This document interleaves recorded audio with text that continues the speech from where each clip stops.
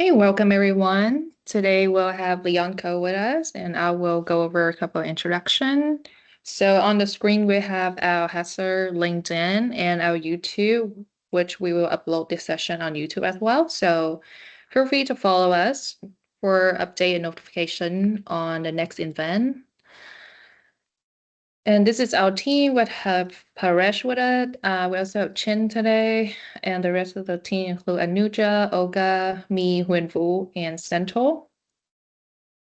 So for agenda for today, my name is Huinvu. I will be your host today.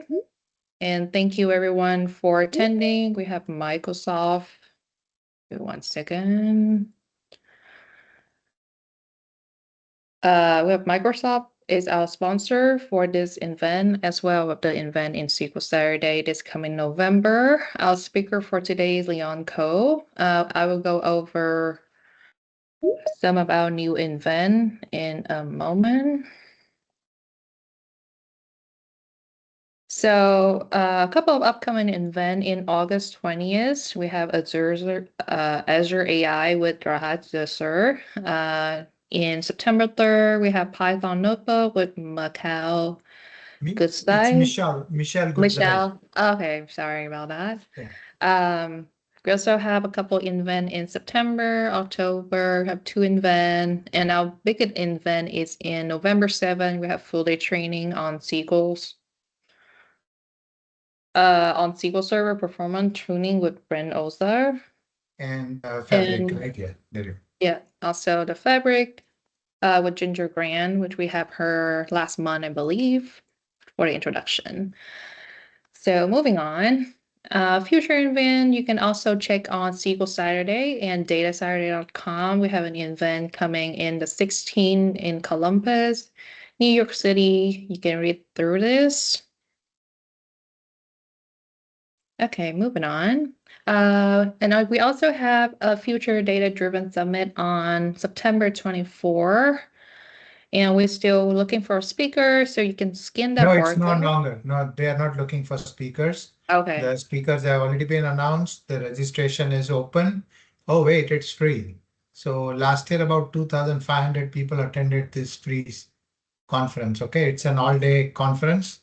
So if you're working from home, you can steal an hour or two from here and there and attend it.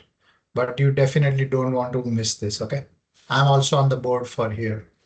So Cool. And can you share what time does it start? sorry, What time does the event start?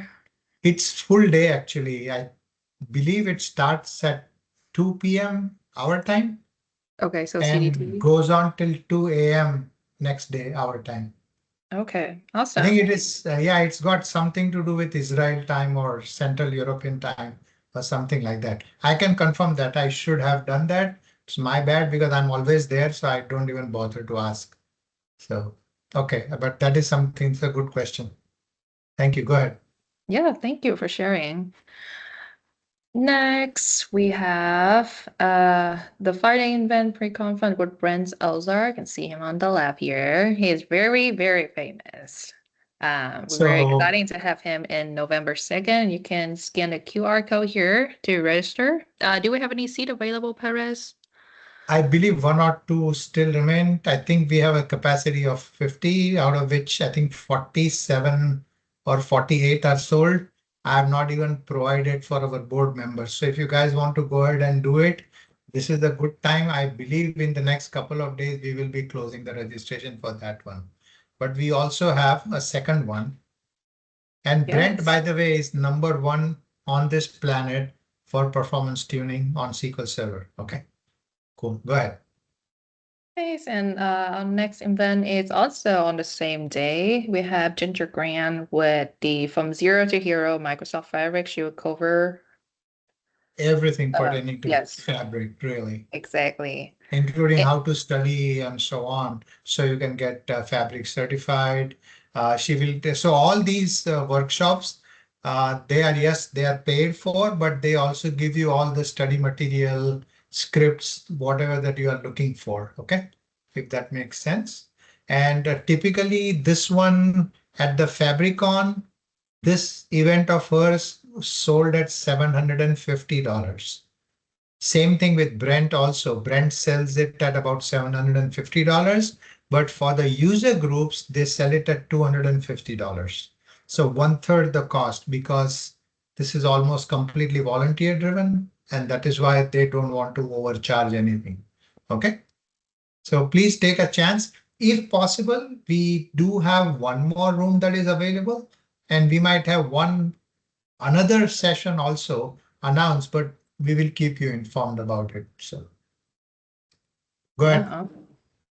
So next event is Secret Saturday Houston happening on November 8th. I believe we have around 100 people sign up already. Is that correct, Paresh? Correct, correct. More than Yeah, 100. Yeah.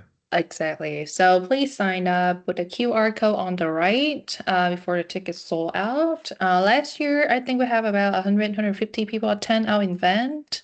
So please join us. So this Uh, is a free event. We only charge for food. So when you go for registration, it will show you that the free is full, but free means that the lunch is not prepaid. Whereas the one that we have now, the lunch is prepaid for. Okay, guys. So please buy your lunch ahead of time. Show that during the lunch, you can attend some really good sessions and also network with speakers who are traveling from all over the world. There's one speaker who is coming from Netherlands just to speak at our event. They do it at their own time and their own dime. They don't charge us a single cent. Okay. So that's a good time to network with your colleagues, talk to the vendors, possibly look for your next job over there as well. Continue. awesome. Thanks for sharing. And without further ado, we have Leon Coe with us today, and I will hand it over to Leon.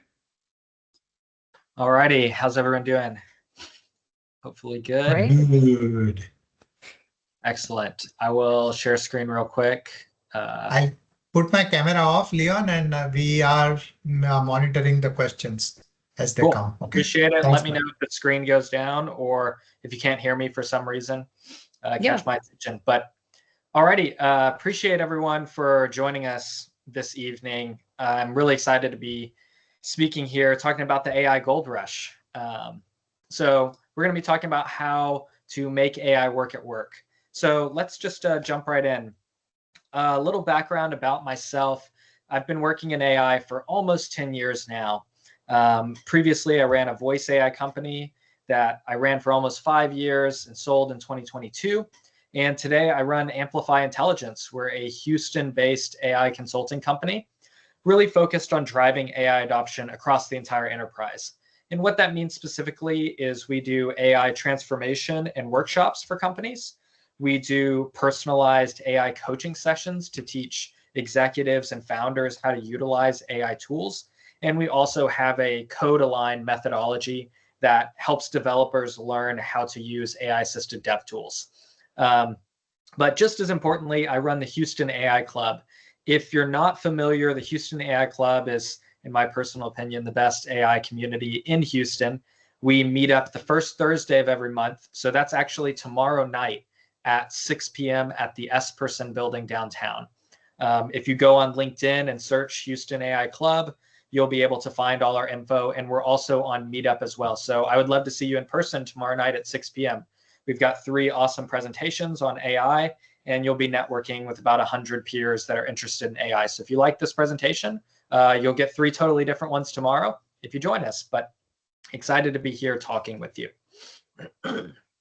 So just to start off, what are we going to talk about today? You know, we're going to start at the beginning of why should we care about AI? I know that this isn't an AI user group, it's a SQL user group, but as all of you working in tech probably know, AI is pretty hot right now, and I think for good reason. So we're going to talk about AI and its impact.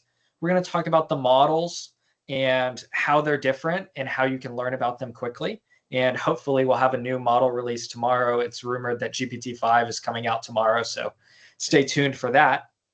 We're going to talk about how to write great prompts and just an easy framework that you can utilize to improve the performance of your AI responses.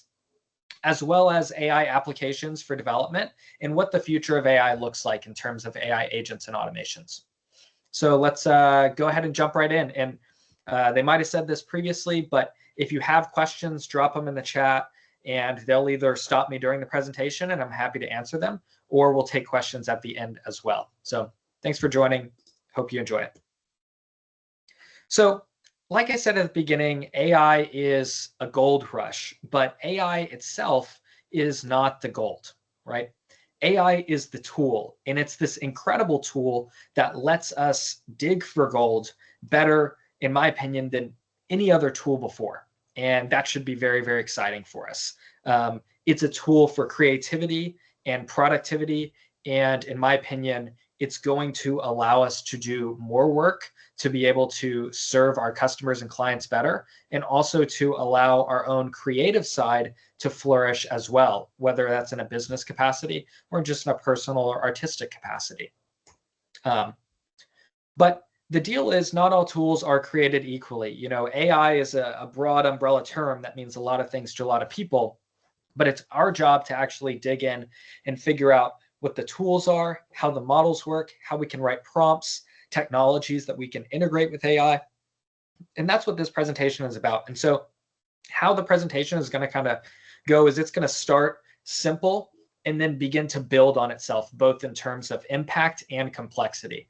So hopefully by the end, you'll start to get a big picture vision of what the next 1 to 5 years of work is going to look like, but also what you can do today with AI. So I want to keep it practical, but also very future focused. So the big question that everyone is asking is, what can AI do for me? And I think that's a totally fair question. So AI can do a lot of things today. It can write blogs, it can write code, it can call potential customers, it can write product requirements documents, generate API documentation, analyze financials, create task lists. It can do basically anything with text. And then now there's even new AI models that are generating videos and images as well. And so the point is, AI can do a lot of things, but where do we actually start with it, right? Well, here's my big picture mental model of how you should think about and approach working with AI.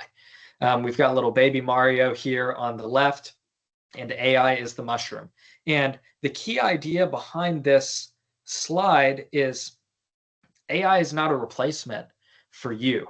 What AI does is it takes you and it amplifies it, and it makes it bigger, and it makes it better, it makes it faster, cheaper, more efficient, more productive, all of these things. And so when you're thinking about what you should use AI for, you should think about the things you're uniquely good at, talented, knowledgeable about, skilled in, and then start to try to inject AI into those core workflows and processes and experiment to see how much more can I do? Because there's this big misconception about AI. It's not really an automation tool. It's actually an augmentation tool. And when we try to just hand wave automations with AI, they typically fail today. But whenever we pair people with AI, we're typically able to do things not only better and faster, just like we would in an automation sense, but we're actually able to do things we were not previously capable of doing. And that's the type of stuff that really gets me personally excited. So, like I said, AI can do a lot of things with text. And as you've probably figured out, a lot of your work is writing. It is text. And so a good place to start for most people, especially if you're new to AI, is to just go and generate text for your day-to-day tasks, right? It's not going to be perfect, but first of all, editing a draft is much, much easier than starting from scratch. And this is going to be kind of your entry point to learning what AI can and can't do today, right? So this is just a very simple, but we'll get to much more complex stuff shortly. But a lot of people, when I talk to them, they don't understand when to use AI. And so here are a couple heuristics or triggers, if you will, that maybe you haven't thought of. So the first one, I think this is like one of my favorite uses of AI. Anytime I'm working in software and there's an error or there's a bug or I can't figure out where a particular setting is, I just take a screenshot of that and I put it into Claude or ChatGPT or Gemini and ask AI to give me instructions. And this doesn't actually just limit to software applications. I've actually been working on a car recently, and anytime I have issues with the car, I just take a picture of the car and tell it what make and model it is, and it actually tells me, hey, am I doing the right thing? Am I doing the wrong thing? It gives me little triage checklists to say, hey, check if it's this or this or that. It's super useful on a daily basis. Another great opportunity for AI is writing large reports, having AI generate outlines for you. If you're able to record your calls, having AI create action items for you after the call is super, super valuable. A lot of times we get on calls and we all agree on what we're going to do, and then we wait 2 weeks and we circle up with the same team. And then it turns out actually not everyone got the same takeaways. So it's very easy to just feed a call transcript into AI and ask it to generate the agreed upon action items for everyone and send that out as part of an email at the end of the meeting, and then ask everyone, is this what we agreed upon? That's an easy way to save ourselves a lot of time, right? We can also analyze large documents, change the style of text, and teach ourselves things using familiar analogies. So these are all times when you should start to think about using AI, ChatGPT, those types of things. So some key things to remember is that AI is like your own personal assistant. I think we all would love to have a personal assistant, but this personal assistant is somewhere between free and $20 a month. That's pretty cheap in my book. And if we learn how to tell it what we want, it's going to start doing stuff for us. And once again, that's super, super valuable. We can provide custom contextual information that makes AI's response unique to us. So just like I said with the call transcript, that's something that we had to paste into AI. It didn't have access to, but because we pasted it into AI, the response is going to be unique to us. And at the end of the day, I hope that working with the AI is easy for everyone and it makes their life easier and it saves you time. So in my personal perspective, there's kind of three big keys or three big areas for success in AI. The first is going to be the models, and there's over 450 models available today. There's new ones every day. There were 3 that were launched just this week, and there's going to be 1 or 2 more as well, hopefully tomorrow. That seems overwhelming, right? But we're going to actually break down some of the most popular models in a couple slides, and I'll give my recommendations for models that you can try and test.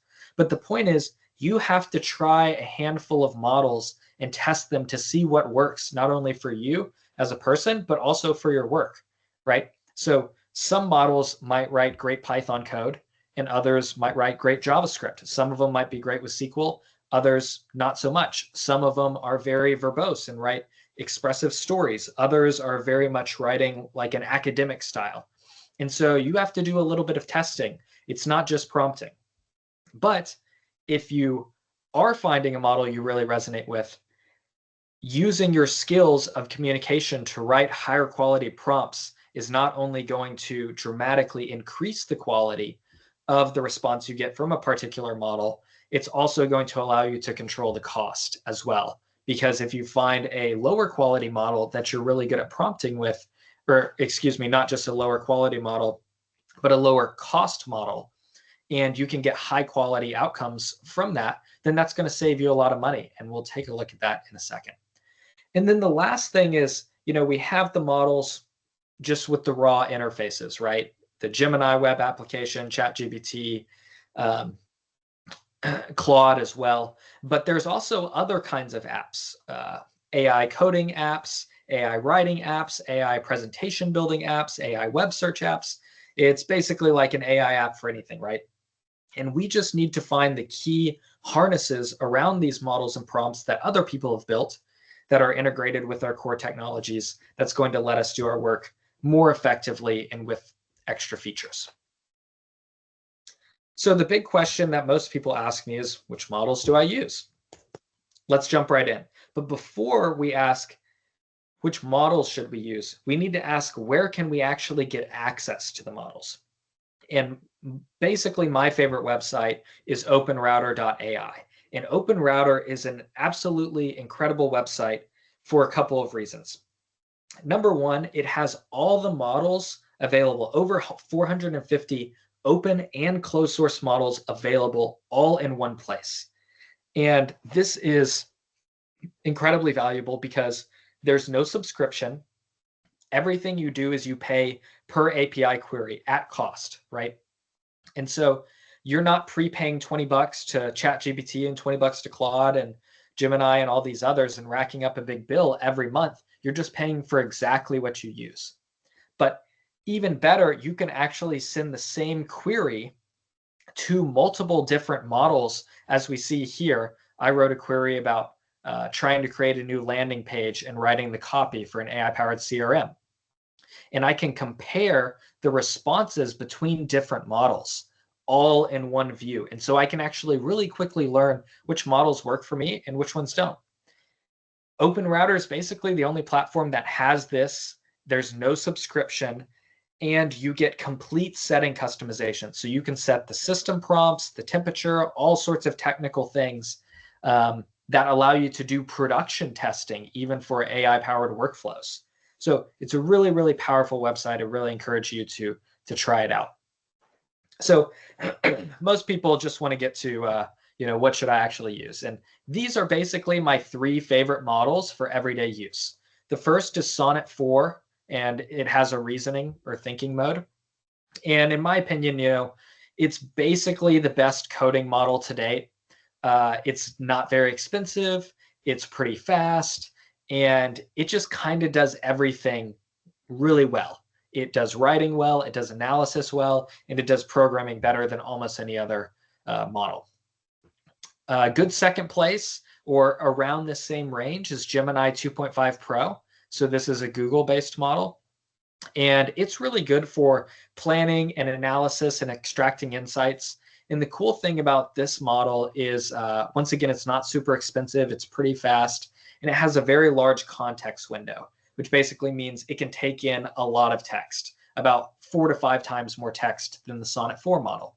So if you're working with a code base and trying to analyze a code base, you might not be able to fit the entire code base into one Sonnet 4 query, but you most likely would be able to fit that into Gemini's context window. And that's a huge value add if you're trying to analyze a code base or figure out what's going on, or anything of that nature. And then lastly, O3 is a model from OpenAI. And once again, all 3 of these are reasoning models. They're very well performant. They're not super expensive. They're very good at programming and writing things. And so at the end of the day, all of these models, some people here might really resonate with Gemini. Some might resonate with Sonnet. Some might resonate with O3. It just depends, and you have to test them. But if you only test 3 models tomorrow and you aren't using these, I think you would see a significant performance increase. So that's very important, is using the right model for the job.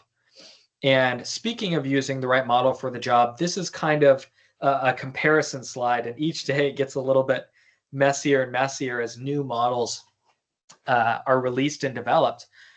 But what I really want to point out here is the difference in cost, right? So all the way down here in the bottom left corner, we've got a model where you can generate 1 million tokens for just 3 pennies. That's a really big deal, right? And all the way at the top, this model was just released this week. You have to pay $75 to generate 1 million tokens. Now, Opus 4.1 is a really exceptional model, and I haven't gotten to fully test it yet because it just came out this week, but it might be the best coding model on the market. But if you're building an AI agent or an AI-powered workflow, somewhere in between Opus 4.1 and this Llama 3 model is probably going to be a good trade-off between performance and speed and cost. And that's the point of trying to learn about all these different models and find the ones that work for you, is there can be significant speed and cost gains if you're able to use smaller models like these ones on the left to create agentic workflows, right, at scale.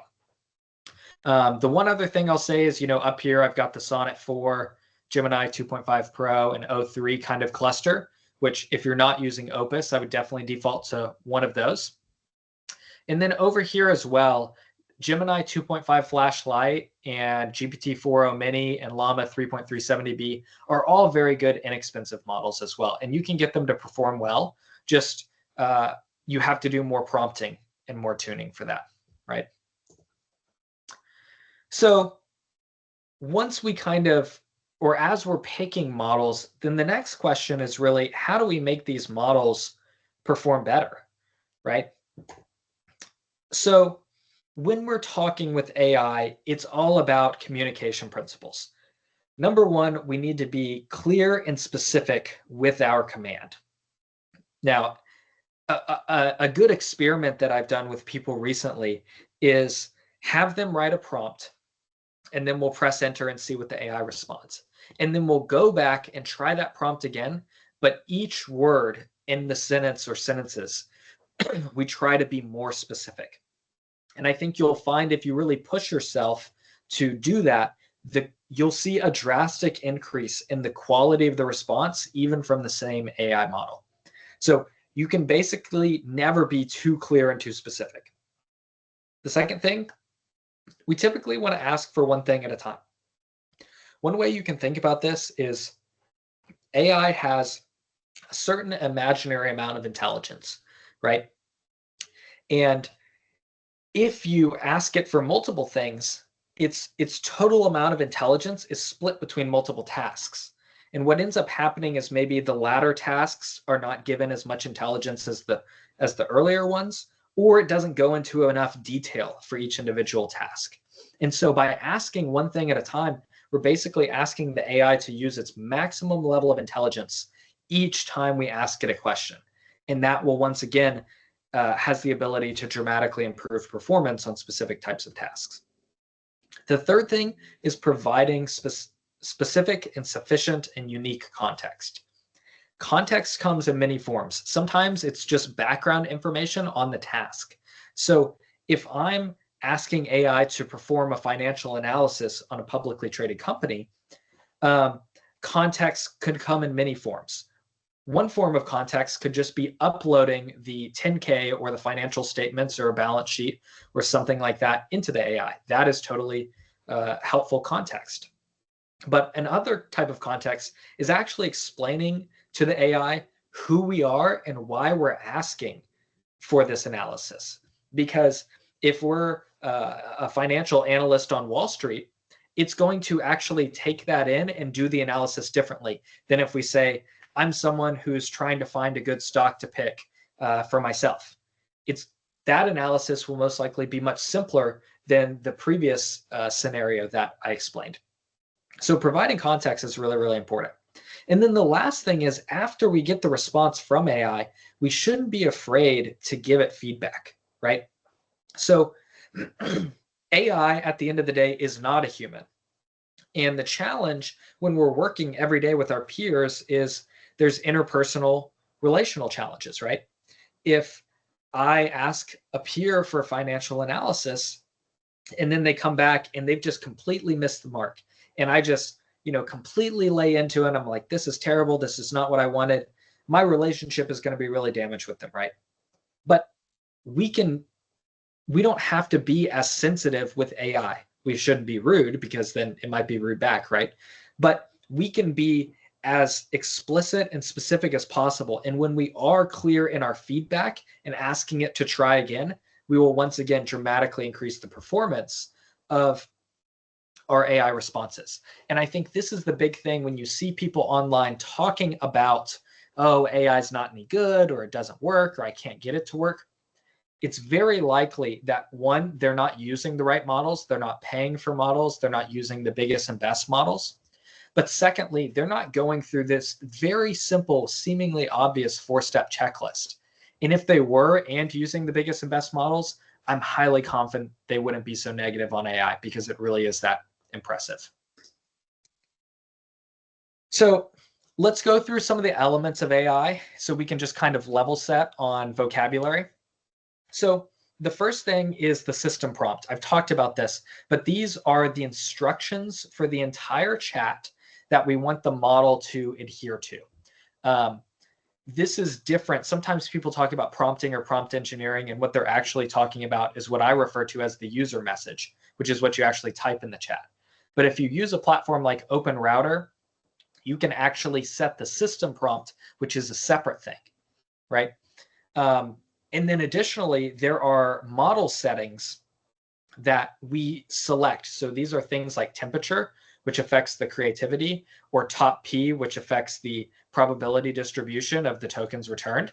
And so just knowing these three things and how they're different, and then going into OpenRouter, you can actually experiment and move the sliders around and really see how different each model itself changes when we change the system prompt in the model settings, even with the same user message, right? AI is non-deterministic, and so it's really important that we kind of understand that. So the next thing is a token, and this is an atomic unit for LLMs, I like to call it. It's basically just like a word or a fragment of a word, but you'll hear tokens a lot, right? So it's just the smallest unit. It's how LLMs think. The context window I talked about previously, it's the maximum amount of tokens that, excuse me, a large language model can hold at one time. And most LLMs today hold somewhere around 200,000 tokens. So let's call that like 150,000 words maybe, or so. But some of the Gemini models and some new models that will be coming out later this year most likely have a token limit of up to 1 million tokens. And that can make, once again, when you're developing or doing long chats or doing deep data analytics and research, the token limit in the context window is actually a really important factor. And then just as equally, but often underlooked, is throughput. And throughput is the number of tokens that a model can process per second. So most models that you're using today are probably returning something around 50 tokens per second. And most humans read somewhere around that rate. And so you might be asking, Leon, why would I need a model to write faster than I can read? Well, there are companies like Grok and other companies that are creating custom chips to allow large language models to do something on the order of 1,000 or 2,000 or 7,000 tokens per second. And humans definitely can't read that fast. But as we'll see as this presentation plays out, the point of making large language models faster is not for humans to read more. It's so we can unlock the ability to create AI agents in the future. So I just want to put that in the back of your head so you can think about it. So next up, this is my 3-step prompting essentials formula. Character, context, and command. It really just builds on all the principles that we've been talking about. But if we go ahead and take a look, at the beginning, I just wrote, write an Excel formula that calculates the net present value of a business. I think this is a totally reasonable user message to put into something like ChatGPT. I think it would be totally fine. But with just a little bit of prompt engineering and just adding 3 extra sentences, I basically can guarantee that we're going to get a significantly better, higher quality response, right? So let's see what we did. We said first, we define the character. This is the role that we want AI to play. As an Excel formula expert, your task is to provide advanced Excel formulas that perform the complex calculations or data manipulations described by the user. So we've given the AI a role to play, Excel formula expert. Then we gave it just a little bit of context. We're saying we're only focusing on mid-market manufacturing companies.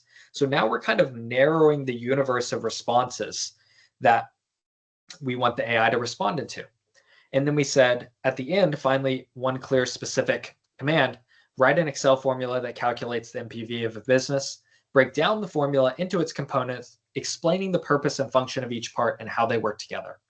So we're going to get just a significantly more detailed and hopefully accurate answer with this revised prompt with just a little bit more thought ahead. It maybe takes 30 minutes to write this second, or sorry, 30 seconds to write this second version in comparison to the first, but it's all about getting higher quality responses out of the model. So character, context, command. If you're going in and you're using this formula, you're going to get high quality responses. So now let's talk about how I use AI, specific tips and tools. Leon? Yes, sir. We have a question, sir. Chin Oh, is sure. asking, what she wanted to know was, hey, Chin, you should be able to unmute yourself. Okay, go ahead. Yeah, if you want to unmute. So she's asking if, say, for example, you downloaded a 50-page financial report, right? So is that as one token and our question as second token, or how is the unit of token measured, I believe? Sure. So the financial report, let's say it's a 10-page financial report. And let's say that there's, for, just easy math, 500 words per page, right? That would be something like 500 times 10. So what's that? 5,000 tokens. And then you add on to that however many words or so your question is. Let's call that 200 tokens. And your total query that you would send to it would be something like almost 6,000 tokens. So it's not about individual units. It's about the actual words themselves that compose of tokens. Let me know if that makes sense. Cool. Okay, good question. So hopefully that clarifies the words and the quantity of words, no matter the input format, is what the tokens are inputted, right? And so just like in that example, you can see how quickly we got to 5,000 tokens. And so if we had 10 or 20 of those similar reports, we might fill up the context window quickly. Great question. Okay, so let's talk about the core apps that I utilize on a daily basis that I think a lot of people are using. The first one is Claude. If you haven't used Claude, Claude.ai, it's a series of models and web application from. And to me, if you're working in business, it's really hard to beat Claude. They have a $20 a month, $100 a month, and $200 a month plan. And the 20 is totally sufficient for most people. And I just think it writes better, it thinks deeper, it analyzes better, and it writes code better than almost anything. So if you had to walk out of here with a $20 bill every month, I would just spend that on Claude. That's my personal thought and recommendation. But if you want to walk out of here spending no money and still getting really good value, there's an application from Google called Google AI Studio. I think it's like google.aistudio.com or some weird domain. But this is actually a free tool with very generous rate limits. And you have access to their Gemini 2.5 Pro model, which I recommended previously, and their Gemini 2.5 Flash model. And it's, once again, really great for work. You can upload videos. You can upload and transcribe audio. You can do all the typical things you can do in ChatGPT, all in Google AI Studio for free. In my opinion, it's not quite as good as Claude, and I want that extra performance boost. But if you're on a budget, Google AI Studio is really exceptional. And then everyone knows ChatGPT. I honestly really like using ChatGPT just for creating images today, for creating marketing documents or announcements or event information. The image generation of ChatGPT in comparison to all these others, which most of them don't even offer, is just kind of bar none. And once again, you only get that for 20 bucks a month. So that's a pretty good deal on my end. So these are kind of like my core general purpose applications, right? But as I know, this is, a more technical group, more focused on SQL. And so these are 3 coding tools that you may or may not be using that I think are really, really high quality today. So the first is Cursor. And Cursor is a fork of VS Code. So it's a variant of VS Code, but it's got AI embedded in it and all throughout it. And if you just want a great way to enter the AI coding market, Cursor is going to be your best bet. It's very accessible. Once again, it's only like 20 bucks a month. It has pretty solid rate limits. And I think it's just going to dramatically revolutionize your ability to write code. Second one here is Claude Code. This is actually an application that lives in the terminal. And you can connect Claude Code to your Claude web application subscription and use tokens from there. And Claude Code is used similarly to Cursor in terms of like writing code and developing, but a lot of people think it's better than Cursor. Cursor has access to models from all sorts of supporters. Claude Code only has access to their Sonnet and Opus models, but those models are so good at development. And because the people at Anthropic actually built Claude Code, and in my opinion, they tuned the model to work for it, it is very, very performant, but it's in the terminal only. So sometimes that kind of turns people off. And then the last one is pretty new. It's called Warp, and it's an AI powered terminal, and it just has a bunch of features for devs that work out of the terminal all day with multiple windows and AI autocomplete and all these other things that I think are just nice to haves. I'm actually just using the free tier for Warp, and it's totally sufficient for me. But once again, you can use Claude Code in Warp. You can use Claude Code in Cursor. So they're actually kind of overlapping and mixing in kind of funny ways, which is pretty cool. So once again, just to reiterate, I've talked about this, but if you're going to do AI-assisted development, these are the 4 models that I would recommend, and I would not use any others. Opus 4.1, it's the most expensive. You don't have to use it all the time. But if you're trying to build really big applications or solve really complex problems or ship a lot of features all at once, the Opus series of models are hard to beat. My second place for just daily coding is Sonnet 4 in thinking mode. It's just really, really good at a lot of different things. ChatGPT 03 is also very good, especially at planning code changes. So if you're trying to make plans or figure out what's wrong or debug, that's the one that I reach for, is 03. And then lastly, Gemini 2.5 Pro, it's last on here, but it's still a really good model. It's not that great, in my opinion, at writing code, but it is actually really good and better than some of the others at making architectural plans, creating PRDs, creating documentation. And once again, because it has a context window that's 5 times bigger than all the others, you can put more code or more parts of your code base in it. So the models are very, very important for development. But just as equally as important is in all of these applications are rules typically. And rules are kind of like custom instructions or system prompts, but for these AI-powered applications. And so you can go in and experiment with writing custom rules to enforce certain stylistic things that you want to happen in your code base. But I think even more important than rules is modes. And these are custom settings that you can build in Cursor that are predefined ways of using a system prompt and configuration to allow people to do AI-powered development significantly faster. This is something that you have to set up custom on your own. It's not out of the box. If you want help with that, you can reach out to me and I'm happy to help. This is part of what I do with my AI coaching and with teaching dev teams how to use all these tools to their maximum potential and consistency across the entire development team, right?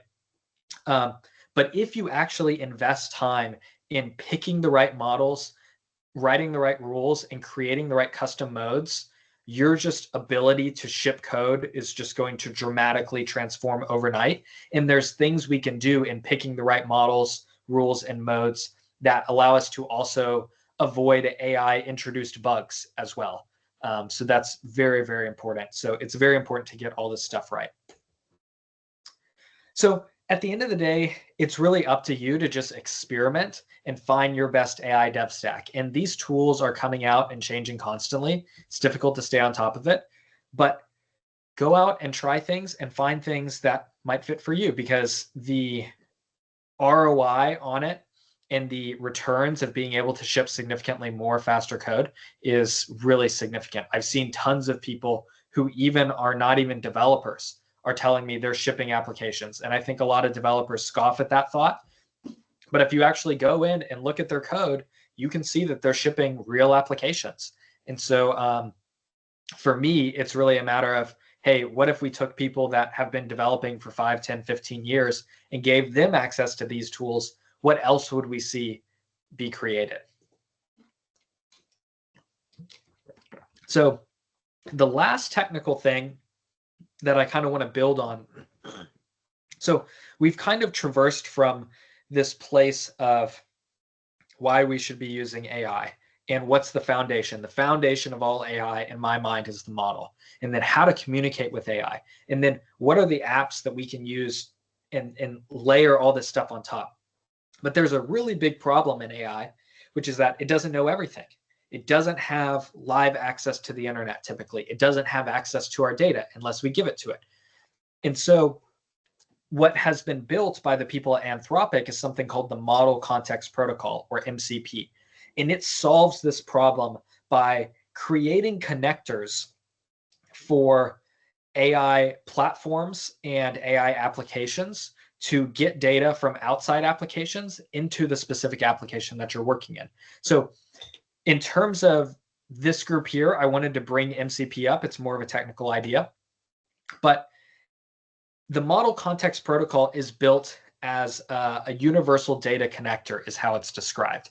And the whole point is it's described as like the USB-C for large language models. And so if you look at the interface, we have AI applications over here, so things like Claude Code and Cursor. And then we have kind of the tools that you're working in on a daily basis. Things like Git, Slack, SQL, Google Drive, all these types of things.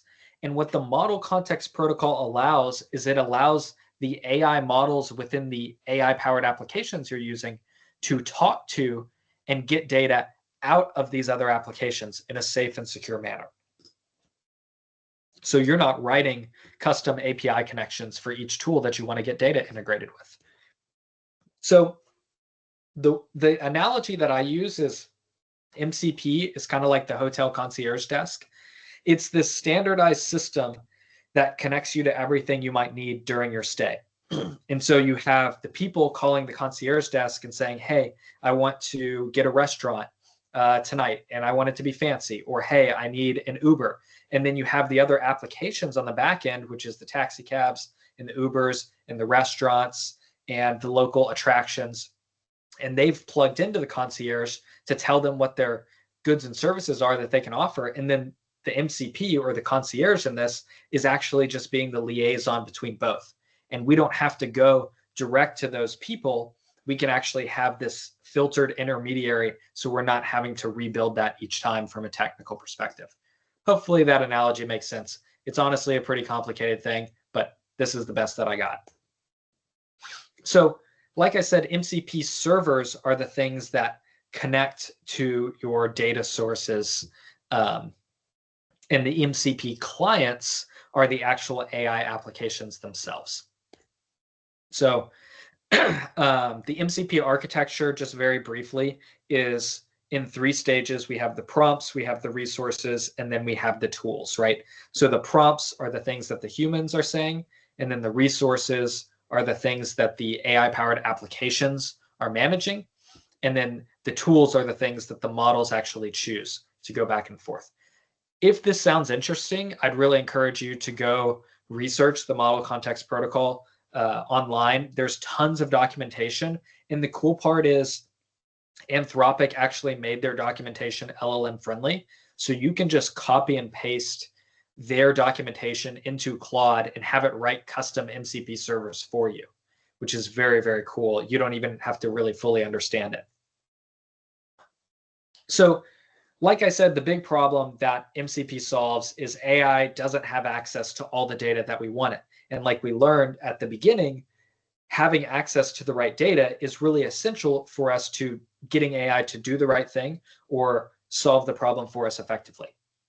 And we don't want to build custom integrations for everything.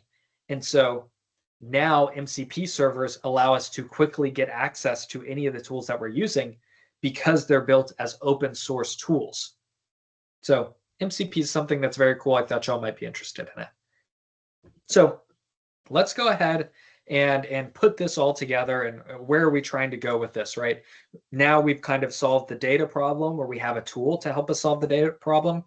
Well, if we get the right model and the right data, and we're able to construct a workflow or an agentic system that performs profitably, then we truly have a world where AI or computers or a combination in concert is doing stuff for us, right? Profitably, which is massive. So let's talk a little bit about AI agents. So the first way that I define an AI agent is it's just code plus a large language model. And it can be constructed, in my opinion, in three kind of different ways. The first is just a generic AI agent. And this is what I call a group chat of system prompts. So we give special roles to each agent, and then they send messages to each other back and forth in concert towards a particular goal. And we can see here, we've got kind of like a blog writing type of AI agent where the user just passes in an idea, and then that idea gets fleshed out to an outline, and then drafted, and then edited, and then evaluated, and it kind of just loops back and forth until it's satisfied, and it creates our article, right? Now, the big thing with this is it's non-sequential. But if we look at agentic workflows, these are things that are deterministic and sequential. We can also construct a workflow that just hands one idea to the ideation agent, hands one idea to the outline, and never goes backwards, and so on and so forth, right, to create our blog. But the third type of AI agents, and one that's not talked about a lot, is voice AI agents. And these are actually kind of like people talking to one system prompt in a loop. And we can loop in other tools to give it access to data, especially things like MCP servers, where we could have a shopping AI agent that has an MCP server that connects to our inventory for our e-commerce website, right? And so then it can give real-time information to people on what they're particularly interested in over the phone, which is something that's very, very cool. So those are the three types of like broad scale categories of AI agents.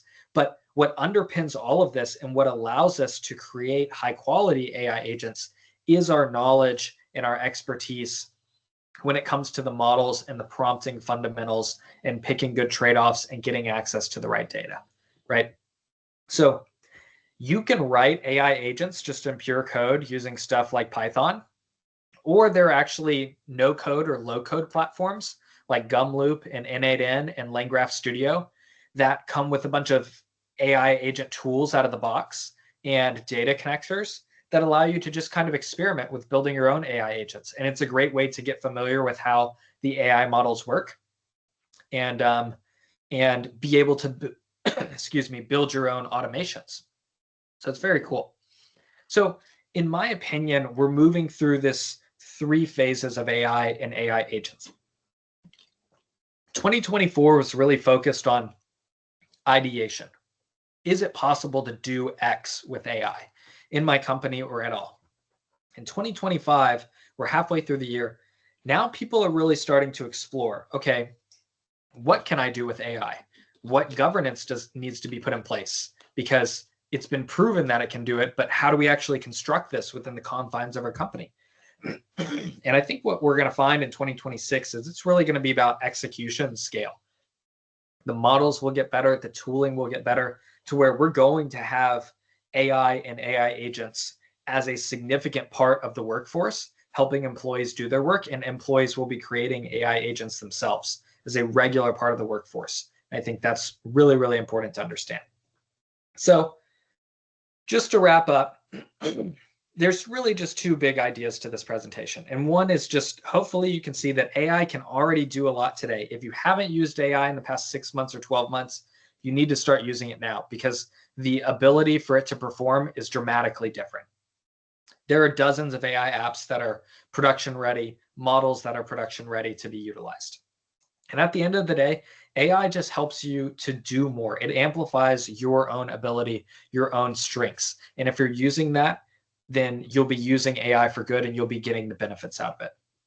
So I hope today what you'll think about is just look ahead and just look at what's possible. And remember that when we're using AI, we shouldn't only be thinking about just doing what we're doing at work today faster. We need to be thinking about what will AI be able to do in 6 months? Then how does that work in with what we're trying to work on at the company? And how can we better serve our customers and our people internally and utilize AI for good there? So I really appreciate y'all listening, and I'm here for questions. I do have a quick event plug on August 18th. We're doing a data and AI event. You can find it on Meetup or LinkedIn. So I thought that might be good for some of the SQL people here. But if you want to get in contact, you can find me at the Houston AI Club. I hope to see you all tomorrow night at 6 p.m. at the Esperson building. But thanks everyone for having me. I really appreciate it. Happy to answer any questions. Thank you. So this is really great. Seriously, because last year at the past conference in Seattle, I spoke about from zero to hero using ChatGPT and Copilot. Okay.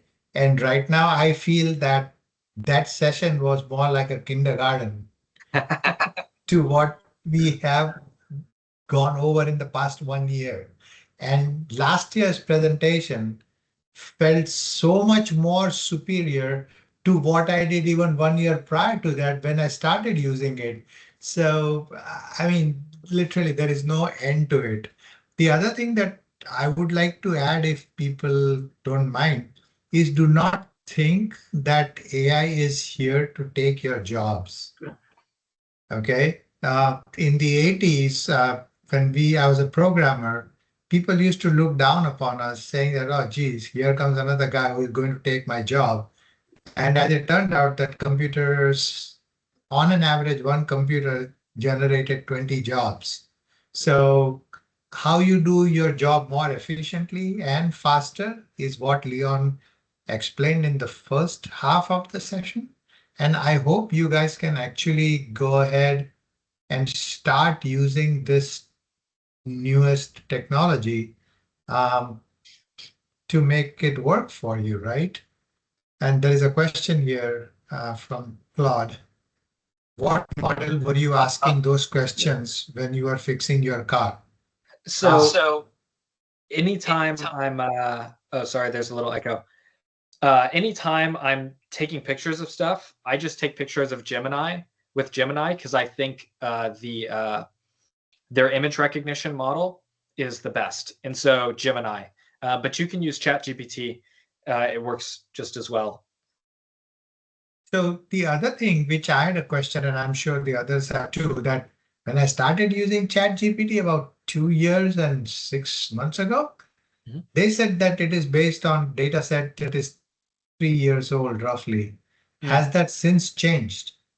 Yes. The training date is significantly updated.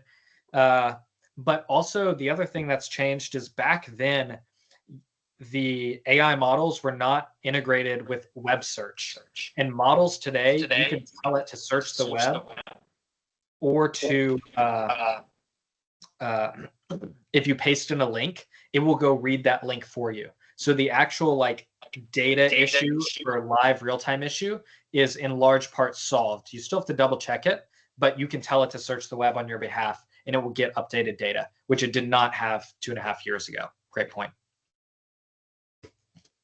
The other thing that I found was that ChatGPT was not as privacy or security wise, it was not really appropriate, whereas Copilot is.